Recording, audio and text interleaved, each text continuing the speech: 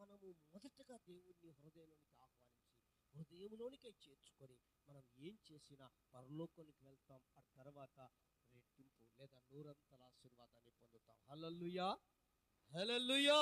కనుక మనం ఏమి చేయాలంటే మన హృదయాన్ని దేవునికి సమర్పించాలి. దూరంగా ఉండకుండా ఉండాలంటే ఏం చేయాలి? దేవునికి సమర్పించాలి. దేవా, ఈ హృదయం నీకు సమర్పిస్తున్నా. ఎందుకు దేవుడు హృదయాన్ని కోరుకున్నాడు చెప్పండి? నీ కాళ్ళి, నీ చేతులి, నీ కన్ని అనొచ్చు కదా. దేవుడు అన్నాడు కొన్ని సందర్భాలు, అదే బాబు ఇదిగో నువ్వు 2 కళ్ళు ఉండి నరకంలో పడేదానికంటే ఒంటి కన్నుతో పరలోకానికి వెళ్ళాలి. అవునా?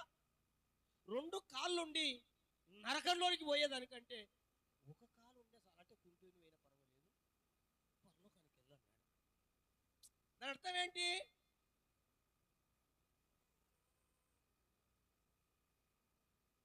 ఏమి చేసినా పరలోకం అనే మోక్షం అనే స్వర్గలోకానికి వెళ్ళలేము. క్రీస్తుకు నీ హృదయాన్ని సమర్పిస్తే వెళ్తావు.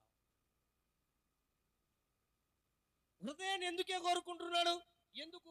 అది ఒకటి లేకపోయినా ఇది ఒకటి లేకపోయినా గుండె ఒకటే కదా, హృదయం ఒకటేనా? ఎన్ని ఉన్నాయండి? ఒకటే కదా హృదయం. కన్ను పోతే ఆపరేషన్ చేసుకోవచ్చు, లేదంటే కావాలంటే డబ్బు ఉంటే కనుక మంచి గాజు కన్నో లేకపోతే మంచి ఏదైనా డబ్బు పెట్టుకొని ఆపరేషన్ చేసుకోవచ్చు. కాలు పోయిందనుకో జైపూర్ నుంచి తెప్పించుకోవచ్చు, 1 లక్ష పెట్టో 2-3 లక్షలు పెట్టో.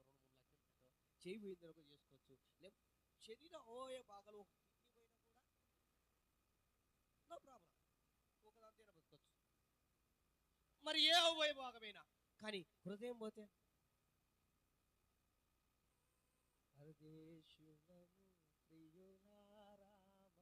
అని పాట పాడక తప్పదు, అంతే తప్పదు. మరి ఎందుకంటే ఉండేది ఒకటి, అది ఆగిపోతే దేవుని స్తోత్రమే. ఈ పాట పాడడానికి ఒక 4-5 రావాల్సిందే, 4 ఎత్తుకొని పోవాల్సిందే, తీసిన కోతిలో పూడ్చి పెట్టాల్సిందే. అవునా కదా? అందుకు హృదయాన్ని కోరుకున్నాడు దేవుడు. మరి ముఖ్యంగా ఎందుకు అంటే ఈ హృదయం ఎలాంటిదంటే ఘోరమైన, బాగా రాయండి 17వ అధ్యాయం అనుకుంటా, ఘోరమైన వ్యాధి కలది ఈ హృదయం. ఈ హృదయం ఎందుకు సమర్పించాలా ప్రభు కంటే ఘోరమైన వ్యాధి కలది. ఈ వ్యాధిని స్వస్థపరచాలంటే డాక్టర్స్ ఎవరు లేరు. యేసయ్య ఒక్కడే ఉన్నాడు డాక్టర్. మరి ఆయన multi doctor, super speciality multi doctor అండి. ప్రతి ఆపరేషన్ చేయగలడు. దేవునికి స్తోత్రం, హల్లెలూయా. ప్రతి అవయవాన్ని ఆయన ఆపరేషన్ చేయగలడు. ఒకవేళ ఆపరేషన్ లేకుండా అయినా అలా తీసుకొచ్చి అలా పెట్టగలడు. దేవునికి స్తోత్రం, హల్లెలూయా. నా ప్రియ దేవుని బిడ్డలారా, ఈ వ్యాధి గల హృదయాన్ని ఈ లోకంలో ఎవరు బాగు చేయలేరు. ఏ డాక్టరు బాగు చేయలేడు, ఏ మేధావి బాగు చేయలేడు, ఏ డబ్బు బాగు చేయలేదు, ఎవరు ఏ ఔషధాలు బాగు చేయలేవు. మరి బాగు చేసేది ఎవరే అంటే యేసే. అందుకే అన్నాడు, నా కుమారుడా నీ హృదయాన్ని నాకు ఇవ్వు, నా కుమార్తె నీ హృదయాన్ని నాకు ఇవ్వు. బాగలేదు, ఓకే, బాగలేదు నాకు తెలుసు, అందుకని ఇవ్వమంటున్నా. ఈ హృదయంలో నుంచి ఎందుకు బాగలేదంట అంటే అదే మార్కు సువార్త 2వ అధ్యాయంలో 21వ వచనంలో రాయబడింది. ఇక్కడ నుంచి దురాలోచనలు వస్తాయంట, ఇక్కడ నుంచి మత్సరాలు వస్తాయంట, ఇక్కడ నుంచి అసూయ ఉంటుందట, ఇక్కడ నుంచి ఏమంట వ్యభిచారాలు వస్తాయంట, ఇక్కడ నుంచి ఏమేమో వస్తాయి. దగ్గర 9 రాయబడి ఉన్నాయి అక్కడ. ఇవన్నీ ఎక్కడి నుంచి వస్తాయి? లోపల ఎక్కడ? హృదయంలో నుంచి. అందుకు ఇది దేవునికి అప్పగించినామనుకో దేవుని స్వాధీనములోనికి వెళ్ళిపోతుంది. దేవునికి స్తోత్రం, హల్లెలూయా. దేవుని స్వాధీనములోనికి హృదయం వెళ్ళిపోయింది అనుకో, లేక ఆ హృదయంలో దేవుడు ఉన్నాడే అనుకో, నువ్వు దేవునికి హృదయాన్ని ఇచ్చావే అనుకో, ఇవన్నీ రాగలవా? మర్రా రాగలవా అండి? అవకాశమే లేదు. నో వే, అవకాశమే లేదు. ఒకవేళ ఇక్కడ యేసయ్య లేకపోయాడు అనుకో, ఇవన్నీ చుట్టూ వైఫే లాగా ఉంటాయి. ఎలాగుంటాయి? వైఫే లాగా ఉంటాయి. కాబట్టి దేవునికి సమర్పించాలి. ఏంటి సమర్పించాలి? హృదయం. హృదయం సమర్పించాలి. అప్పుడు యథార్థంగా ఆరాధించగలం, దేవునికి ఇష్టమైన ఆరాధన చేయగలం. లేకపోతే పెదవుల మీదనే పెదవులే పెదవులే పెదవులే పెదవులే, పాట పెదవులే పాడతాయి, వాక్యం పెదవులే చెబుతాయి, ఆ? మాటలు పెదవులే చెప్తాయి, ఇవి పెడతాం. కనుక మన హృదయంలోనికి ప్రభువును ఆహ్వానించాలంటే ఈ రోజైనా మనం సమర్పించుకొని దేవుణ్ణి చేర్చుకోవాలి గుండెల్లోనికి. అప్పుడు ఆ హృదయంలో ఉంటే దేవుడు, ప్రియ దేవుని బిడ్డలారా, ఇక ఏవి చుట్టూ నీకు రానికి ఉండదు. దేవుడు ఈ హృదయంలో ఉంటే, ఇంకొక విషయం చెప్పనా, ఈ ఈ ఈ హృదయం అనే గుండె కదండి, అంతేనా? ఇక్కడ మొత్తం నీ శరీర అవయవ భాగములలోకి ఏ చిన్న చుక్క బ్లడ్, రక్తము ప్రవహించాలన్నా ఇక్కడి నుంచి వెళ్ళాలి. ఇది కేంద్రం, తెలుసా అండి? కేంద్రం ఇది. నరం కట్ అయినా, లేదా ఇంకో చోట నరం ఉడుకోపోయినా కొంచెం ఏదైనా అవకాశం ఉంటుంది, ఆ చోట చచ్చుబడినా ఏదో మొత్తానికి ప్రాణంతో బ్రతకొచ్చు. కానీ ఇక్కడే గినక నరం లేదా ఆ హోల్ బంద్ అయితే ఏమైంది? అందుకనే బైపాస్ సర్జరీ చేస్తూ ఉంటారు, అందుకోసమని స్టంట్ వేస్తూ ఉంటారు. స్టంట్ అంటే ఇదే. ఎందుకని? హోల్స్ బ్లాక్ అవుతాయి. ఇక్కడ నుంచి వెళ్ళాలి. ప్రతి అవయవ భాగం నీకు బాగా పని చేయాలి అంటే ఇక్కడ నుంచి వెళ్ళాలి. అంటే ఇక్కడ యేసుక్రీస్తు ఉన్నాడు అనుకో నీ హృదయంలో, ఇక నీ ప్రతి నరాలలోనికి, అవయవ భాగములోనికి ఆయన వెళ్ళి కార్యాలు జరిగిస్తాడు. అంటే జరిగిస్తుంటే ఇక నీకు ఎలా ఉంటుందో ఒక్కసారి ఆలోచించి. హల్లెలూయా! అందుకు దేవుడు, నా కుమారుడా నీ హృదయం నాకు ఇదైనా, ఎంతకాలం నీ హృదయం దూరం పెట్టుకొని నాకు దగ్గరగా ఉండి ఊరికే ఉత్త పెదవులతో మాట్లాడతావు, ఒట్టి మాటలు ఎందుకు మాట్లాడతావు? ఒట్టి మాటలు గట్టి పక్కన పెట్టి ఏదైనా ఉంటే హృదయం ఇచ్చి మాట్లాడు అంటున్నాడు. హృదయం అప్పగించు, నేను చూసుకుంటా దానికంతా. ఒకవేళ బాగలేదా, నో ప్రాబ్లం. నేను ఇదిగో ప్రభువా, నా హృదయం తాగి తాగి చెడిపోయింది.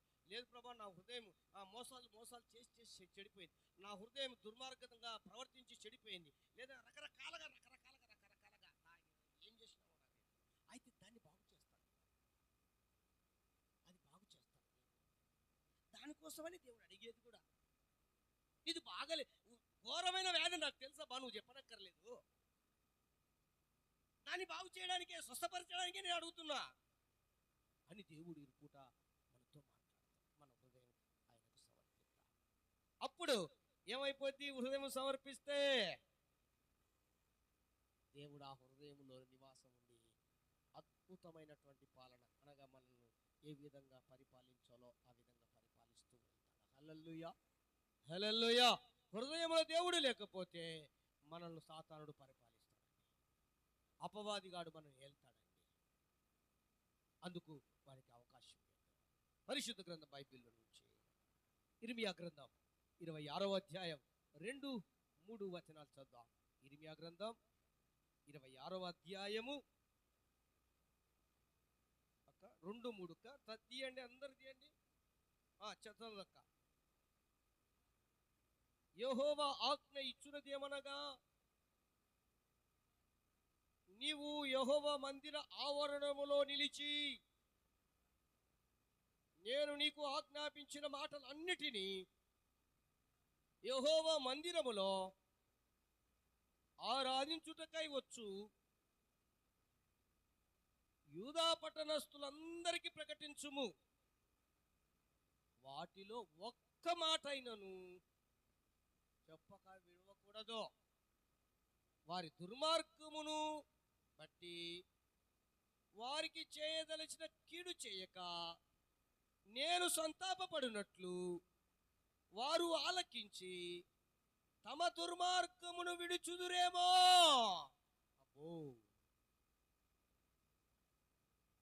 ఇర్మియాతో దేవుడే సాక్షాత్తు దర్శించి మాట్లాడుతున్నాడు. ఇర్మియా, యూదా పట్టణానికి వెళ్ళు, యూదాస్తుల పట్టణస్తులందరికీ చెప్పు. అయితే చెప్పే విషయంలో మాత్రం ఒక్కటి కూడా విడిచిపెట్టాకు. వాళ్ళు బాధపడతారేమో ఈ మాట మాట్లాడితే అని కూడా ఇడిచిపెట్టద్దు. వాళ్ళు ఈ మాట చెప్తే ఆయన కావలసిగా నన్ను గురించే చెప్పినాడు, ఈ సేవకుడు అంటాడని అన్న కూడా ఇడిచిపెట్టద్దు. ఉండేదే నేను చెప్తున్నది. నా కుటుంబం గురించే చెప్పినాడు ఈ సేవకుడు అన్న కూడా నువ్వు విడిచిపెట్టద్దు. ఇక్కడ ఏమంటున్నాడు? ఒక్క మాట అయినా నువ్వు చెప్పకుండా మనతో విడిచిపెట్టద్దు. ఎందుకు విడిచిపెట్టద్దు అంటే ఆ మాటే దుర్మార్గత నుండి వారిని విడిపిస్తుందేమో, లేకపోతే ఆ దుర్మార్గత వారికి దగ్గర నుండి నాశనం చేస్తుందేమో అని సేవకుడితో చెప్తున్నాను. నేను కూడా ప్రతిదీ చెప్పే దానికోసమే. ఏ మాట విడిచిపెట్టారు? దాదాపు నాకు బాగా మాట్లాడతారనో, లేకపోతే నాకు వాళ్ళు ఇస్తారనో, లేకపోతే వీళ్ళు లేకపోతే వాళ్ళు ఇలాగ ఉంటారనో, వాళ్ళు ఇట్లా చేయమనుకుంటారు, ఇదంతా ఉండదు. తెలుసుకోవాలంటే, మసులుకోవాలంతే. అది నా సహితం కూడా నేను చెప్తున్నా. మిమ్మల్ని గురించి నన్ను గురించి కూడా నేను చెప్తున్నా. నేను కూడా పరీక్షించుకుంటా. మిమ్మల్ని చేయెత్తి చూపించేదే కాదు, ఈ 4 చేతులు ఉన్నాయా నన్ను కూడా చూపించుకుంటాను. అందుకు ఆయన అంటాడు, చాలా అద్భుతంగా చెప్పాడండి ఇర్మియా గారు.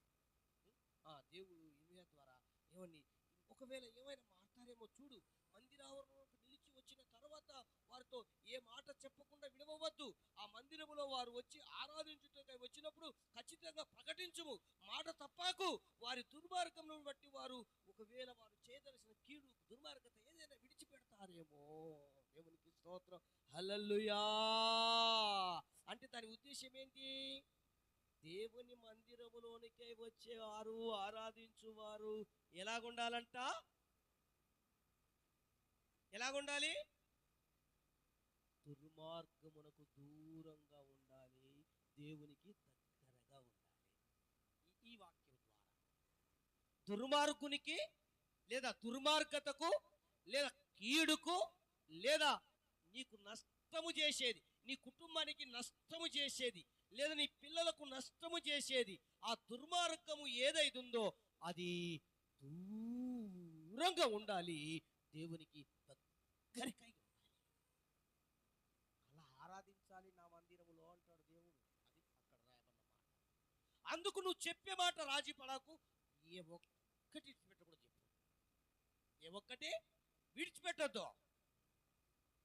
నేను చాలా పర్యాయాలు కొన్ని మిమ్మల్ని బాధపెట్టిండొచ్చు, మాట్లాడి కఠినంగా. కారణం ఇదే, చెప్పకుండా ఉండకపోవడానికి, చెప్పలేకుండా దాచిపెట్టుకోవడానికి కారణం ఇదే. ఒకవేళ ఈరోజు నన్ను కొంచెం నీ హృదయం గుచ్చుకున్నప్పుడు లేదా నీ మనసు బాధపడినప్పుడు నన్ను తిట్టుకోవచ్చు, కానీ రేపు పొద్దున కొన్ని రోజుల తర్వాత ఒకవేళ నేను చనిపోయినా కూడా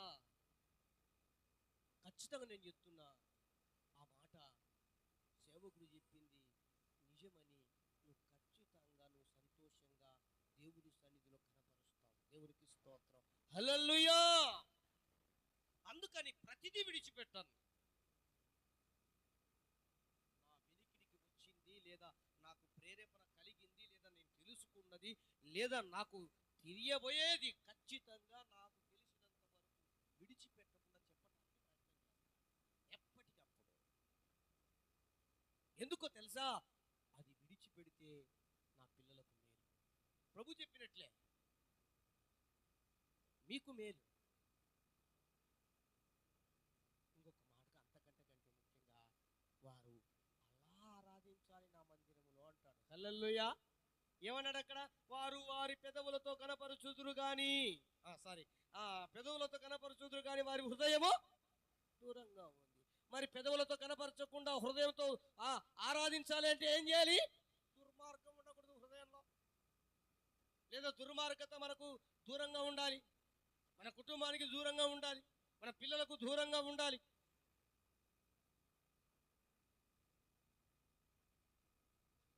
కొన్నిసార్లు నాకు తెలిసిన సంగతులు కొన్నిసార్లు వ్యక్తిగతంగా కూడా చెప్తుంటాను. పిల్లల విషయంలో కూడా జాగ్రత్త అని చెప్తుంటాను. ఎందుకంటే కొన్ని సంగతులు తెలియవా? నా గురించి నీకు తెలియవా? నీ గురించి నాకు తెలియవా? అండి లోకంలో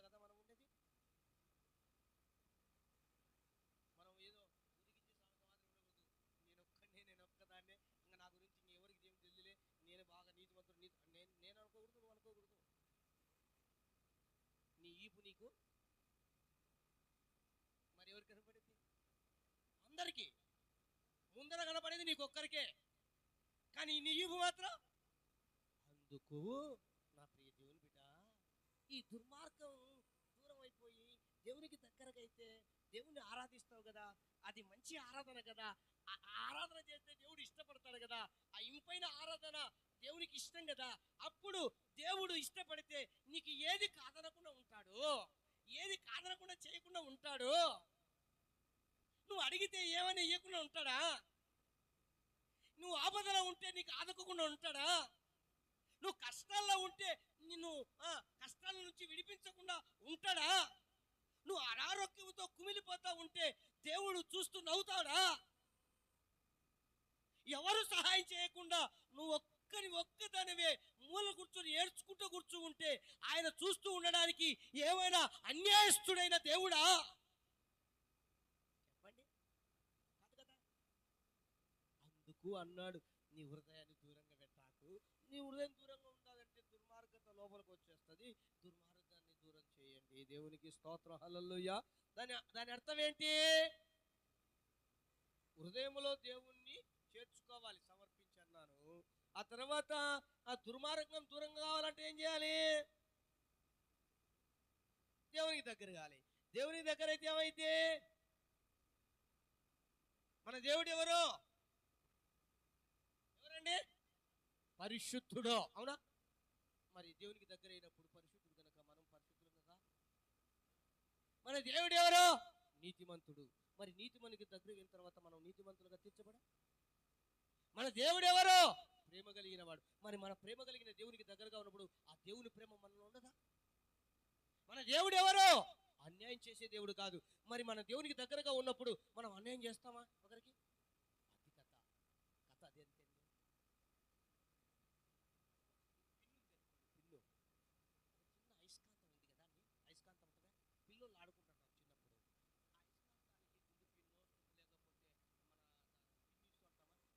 అది ఇట్లా ఇట్లా ఇట్లా ఇట్లా ఇట్లా ఇట్లా బాగా ఆడుకుంటున్నప్పుడు తర్వాత అది తీసిన తర్వాత ఇది అయస్కాంతం తీసిన తర్వాత కూడా ఇంకొక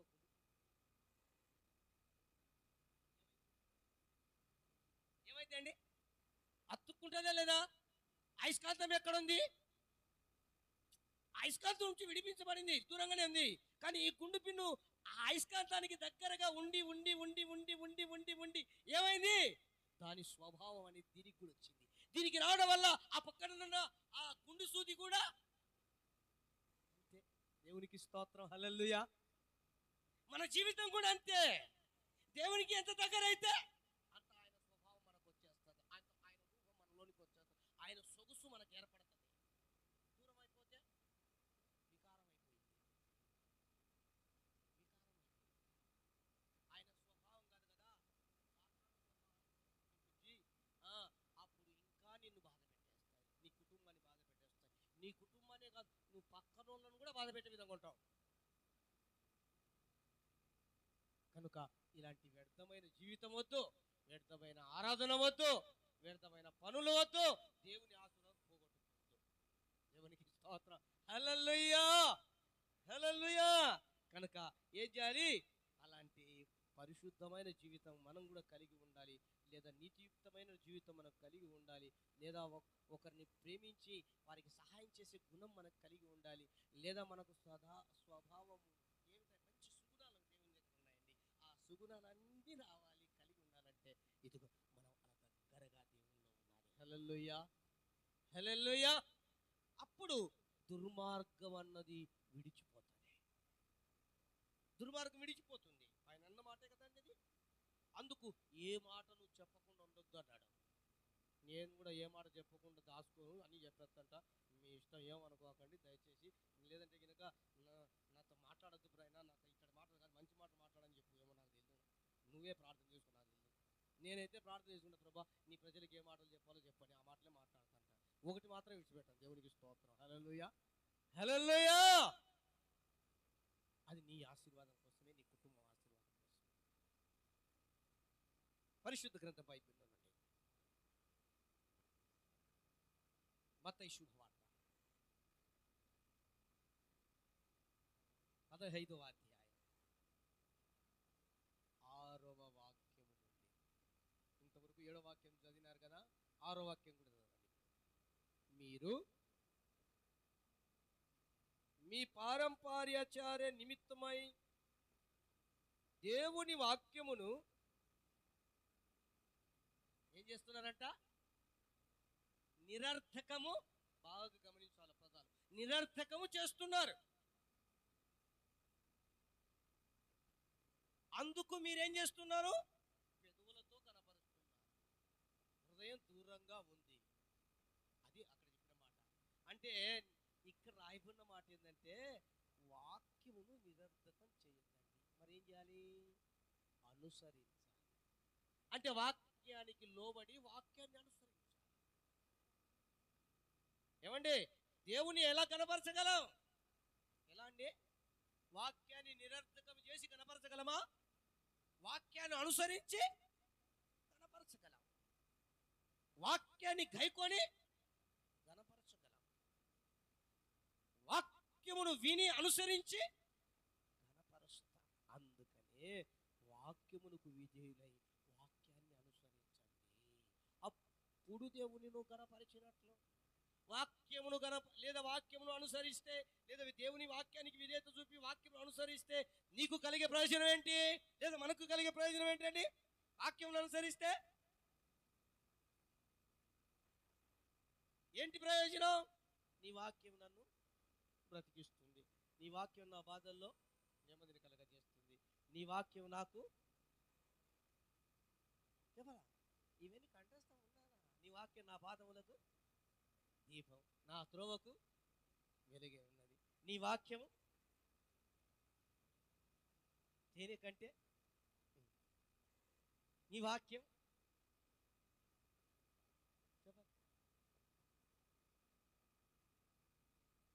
వాక్యములో నీ జీవితాన్ని చూసుకున్నాడు. మనం ఎక్కడ చూసుకుంటాం? అర్థం కదా, పొద్దున్న లేస్తానే. కానీ దేవుడు అంటాడు వాక్యం చూసుకుంటాడు. అంటే ఆయన వాక్యం ఏంటి? అర్థం. ఇంకా ఆయన వాక్యం మేలిమి బంగారం. మనం ఇది టీవీ తీసుకుంటుంటాం కదా, సంతోషం వేసుకోండి, ఎంత ఉంటే అంత, నో ప్రాబ్లం. మరి అంతకంటే వాక్యమైన ఆ వాక్యం నీళ్ళు లేకపోతే ఎట్లా? నువ్వు ఎంత బంగారం వేసుకునే వాక్యంలో లేకపోతే ఆ మేలిమి బంగారం, ఆ బంగారం కంటే మేలి అయింది అంటండి నీ వాక్యం. ఇంకా జీవం, నీ వాక్యం ఉజ్జీవం. ఆయన వాక్యం, వాక్యం వల్ల ఎంత ప్రయోజనం అండి. ఆ వాక్యం మనల్ని స్థిరపరుస్తుంది. ఆయన వాక్యం బలపరుస్తుంది. ఆయన వాక్యం ఆదరిస్తుంది. ఆయన వాక్యం ఉరికొల్పుతుంది. ఆయన వాక్యం ఇలా చెప్పుకుంటూ వెళ్తే ఆ వాక్యం అందుకని అనుసరించి కనపరచు అంటున్నాడు. మీరు ఎందుకు పారంపర్యాచారా?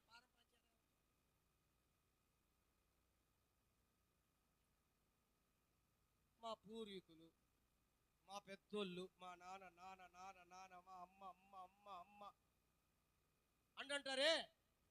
నేను చెప్పాను అనుకుంటాను సందర్భంలో మరొకసారి గుర్తు చేస్తా. ఏంటి, ఒక సండే స్కూల్లో స్కూల్ చెప్తా ఉంటే ఓ పాప బాగా ఈ పూలు అంటే గినక మళ్ళీ సండే స్కూల్లో ఆయన పాపం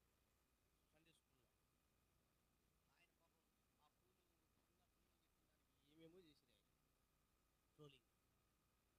ఇదేం లేదు అక్కడ పెద్ద పాపం.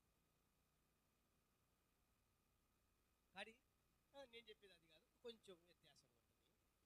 పెట్టుకొచ్చుకుంటే ఆ పారంపర్యాచారం మీకు అర్థమయ్యే రీతిగా అప్పుడు అన్నాడంట సండే స్కూల్ టీచర్, అమ్మా మంచిగానే ఈ పూలు ఎవరు నివేదించారు? మా అమ్మ. ఎందుకమ్మా? ఎవరు అట్లా వచ్చి రేపు ఆదివారం మరలా మేము అడిగిరా, ఈ పూలు ఎందుకు పెడుతున్నామ్మా, దేనికి పెడుతున్నా, ఎందుకు పెడుతున్నా? వాళ్ళ అమ్మ దగ్గరికి అడిగిందంటే, అమ్మ మా సండే స్కూల్ టీచరు ఇట్లా అడిగాడు, ఈ పూలు ఎందుకు పెడుతున్నావు, దేనికి పెడుతున్నావు, ఏం దేనికని. వాళ్ళ అమ్మ అనిందంట,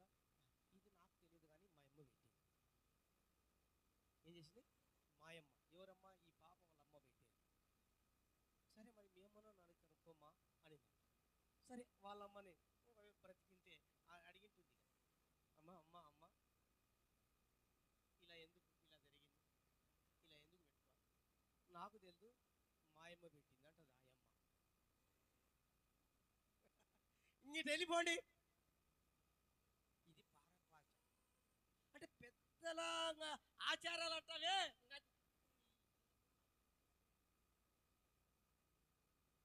క్రైస్తవంలో ఉంది. నేను బయటల గురించి నేనేం మాట్లాడలేదండి, బయట వారి గురించి నేను మాట్లాడలేదు, కానీ ఏ, నేను లోపల ఉన్న వారి గురించి, క్రైస్తవుల గురించి చెప్తున్నా. ఇది పెద్దల ఆచారం అండి. ఎంతమంది ఇప్పటికీ కూడా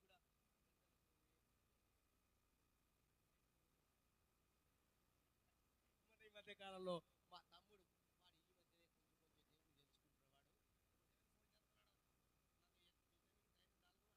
నేను రానని తెలుసు వానికి. కాకపోతే మా వాడు వచ్చినాడు కదా, చెరువులకు వచ్చినాడని అన్నా వాని పంపి, అన్నా వాని పంపి, అన్నా వాని పంపి చేయగానే అంటాడు.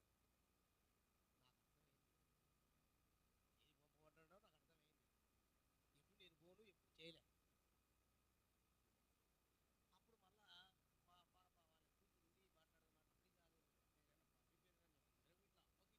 అప్పుడు మళ్ళా మా పాప వాళ్ళ కూతురు ఉండి మాట్లాడదు, ప్లీజ్ పెదైనా అంటుంది. నాకు తెలుసులే తల్లి, నాకు తెలుదా, అందుకే నేను పంపంది, నాకు తెలుదా అనుకొని నేను మనసులో హోంవర్క్ బాగుంది మనోడికి, అయిపోయాక వస్తానులే అని చెప్పి పండగ అయిపోయిన మరుసటి ఆదివారం ఆరాధన అయిపోయిన తర్వాత బస్ ఎక్కించిన. దేవునికి స్తోత్రం, హల్లెలూయా. లేరా? ఇప్పటికీ పెళ్ళిళ్ళు చేస్తే పెళ్ళిళ్ళు లేవా? ఏమంటే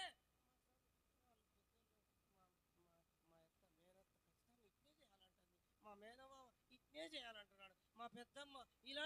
నాకు మాస్టర్ గారు నాకు ఇష్టం లేదు, కానీ ఇది ఇళ్ళను బట్టి చేయట్లేదా? పోగులు ఇంకేమో మీద చెప్పుతోట్టున్నాడు అనుకుంటున్నా. ఇట్లా ఎన్ని ఉన్నాయి, ఇట్లా ఎంచుకుంటా పోతే ఏళ్ళ మీద లెక్క పెట్టచ్చు కదా. ఇవన్నీ దేనికి? ఈ పెద్దల ఆచారాలా కాదా? బిడ్డలారా, అది నీకు నుండే ఆరంభం కావాలండి, నీ నుండి ఆరంభం కావాలి.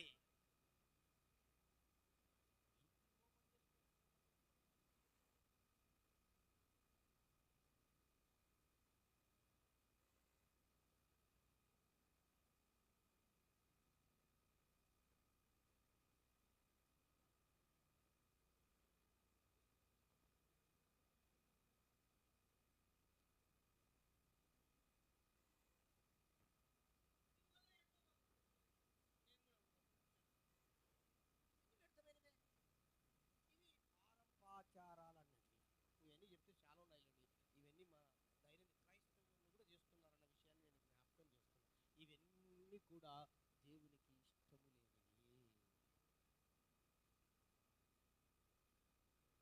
అందుకనే నేను ఎక్కడైనా కానీ వెళ్ళినప్పుడు పోతే కనుక పొరపాటున ఇంకా చిన్నగా రూట్ డైవర్ట్ అవుతున్నారనుకో, ప్రార్థన చేసి నాకొద్ది నేను వచ్చేస్తాను. మళ్ళీ అడుగుతారు ఏం చేయాలా, నేనుండి ఆ ఘోరాలు నేరాలు చూడమంటా ఏమిటి చూడాలా, మళ్ళీ అలుగుతారు చర్చికి మాత్రం. అందుకని సింపుల్గా నాకొద్ది నేను ప్రార్థన చేసేస్తాను.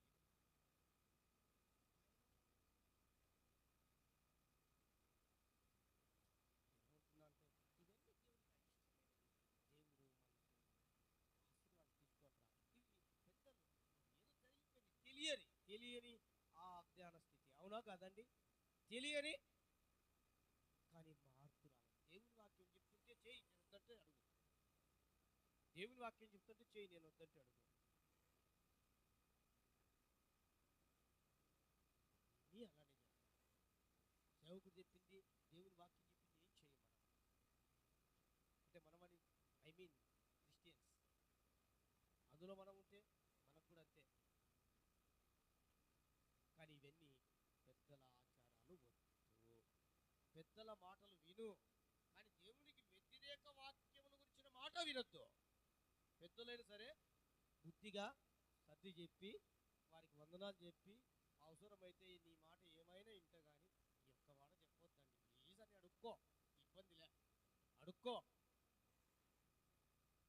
ఇంకా రెండోసారి మళ్ళీ నిన్ను అడగరు వాళ్ళు. ఓకే, నేను ముగిస్తున్నా. ప్రియ దేవుని బిడ్డలారా, జ్ఞాపకం చేసుకుందాం. ఏమిటంటే దేవుని వాక్యాన్ని అనుసరించాలి. ఈ పక్కన పెడదాం. అప్పుడు దేవుణ్ణి కనపరిచిన వారం అవుతాం. దేవునికి స్తోత్రం, హల్లెలూయా. అప్పుడు పెదవుల నుండి కాకుండా